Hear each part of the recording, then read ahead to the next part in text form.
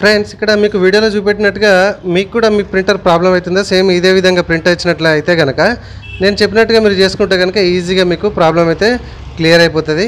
So maximum 90% ఇదే ఉంటుంది. ఒక 10% మాత్రం సైడ్కి ఈ బ్లాక్ ప్రింటర్ ఈ దీనికి ఇక్కడ సైడ్కి ఒకటైతే వీల్ లెక్క ఉంటుంది, తెల్లగా ఒక రబ్బర్ లెక్క ఉంటుంది. ఈ డోర్ తీస్తే మనకు కనబడుతుంది, అది పోతూ ఉంటుంది అనమాట. అంటే మనకి అది అవుట్పుట్ అనమాట. ఓకే, సో దానిలో ఆ చక్రం లెక్క ఉంటుంది, ఒక తెల్ల రబ్బర్ లెక్క ఉంటుంది. ఓకే, అది మ్యాక్సిమం ఒక 10% మాత్రం పోయే అవకాశం ఉంటుంది. మిగతా 90% మాత్రం ఇప్పుడు మనకు ప్రింట్ ఈ వీడియోలో చూపెట్టినట్టుగా ఇట్లా ప్రింట్ చూసారా, డబుల్ లైన్ లెక్క వస్తుంది.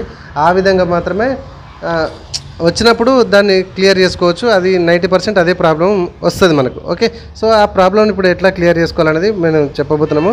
సో వీడియో నచ్చితే మాత్రం ఖచ్చితంగా లైక్ చేయండి ఫ్రెండ్స్. ఇట్లాంటి ఇంట్రెస్టింగ్ వీడియోస్ కోసం మన ఛానల్ని సబ్స్క్రైబ్ చేసుకోకపోతే మాత్రం ఖచ్చితంగా సబ్స్క్రైబ్ చేసుకోండి.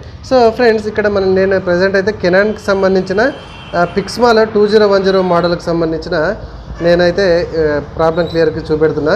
ఓకే, సో మీకు ఏ ప్రింటరే కానీ మీకు ప్రాబ్లం అయితే ఇట్లా మనం వీడియోలో చెప్పుకున్నట్టుగా వచ్చినట్టయితే కనుక ప్రాబ్లం అయితే మ్యాక్సిమం 90% అదే ఉంటుంది. చూడండి, సో ఈ డోర్ అయితే ఓపెన్ చేసేసేయండి కంప్లీట్గా.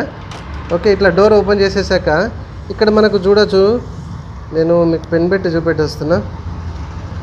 సో ఇక్కడ మనకి ఈ క్యాటరేజ్ ఉంటుంది చూసారా, ఈ క్యాటరేజ్ ఈ లైన్ గుండా పోతూ ఉంటుంది, ఇక్కడికి సప్లై అయితే ఉంటుంది. ఓకే, సో ఈ సప్లై మీకు అవుతుంటే ఇక్కడ మీరు ఏమన్నా దీన్ని క్లీన్ చేసుకోండి. ఇక్కడ ఇంతకుముందు ఇది స్మూత్గా రన్ అవుతలేదు అని అన్నట్టుగా ఏమైనా గ్రీస్ గిట్లా రాసారా, లేకపోతే ఈ ప్రింటర్కి సంబంధించిన ఆయిల్ గిట్లా ఏమన్నా దీనికి రాసినట్టు అయితే కనుక దీన్ని ఒక క్లాత్ పెట్టి దీన్ని వెనక ముందు అంటే ఫ్రంట్ బ్యాక్ ఇట్లా పట్టేసుకొని దీన్ని మంచిగా నీట్గా ఇట్లా క్లీన్ చేసేసుకోండి ఒక కాటన్ క్లాత్తోని. ఓకే, సో అప్పుడు చెక్ చేయండి, కావాలంటే మీకు ఈజీగా క్లియర్ అయిపోతుంది. సో ఇట్లా మనకి ఇది ఉంటుంది కదా, ఇట్లా అటు ఇటు మూవ్ అయినప్పుడు ఇది మనకు కొంచెం డిస్టర్బెన్స్ అవుతుంది అంతా పట్టుకొని. ఓకే, ఈ హెడ్ అనేది మనకు కొంచెం డిస్టర్బెన్స్ అవుతుంది, కాబట్టి ఈ హెడ్ అనేది మనకు డిస్టర్బెన్స్ అయినప్పుడు మాత్రమే మనకి ఆ షేక్ అనేది అంటే ప్రింట్లో డబుల్ లైన్ అనేది కనబడుతుంటుంది. సో అర్థమైంది కదా ఫ్రెండ్స్, ఇది ఒక్కటి మీరు క్లీన్ చేసుకుంటే సరిపోతుంది.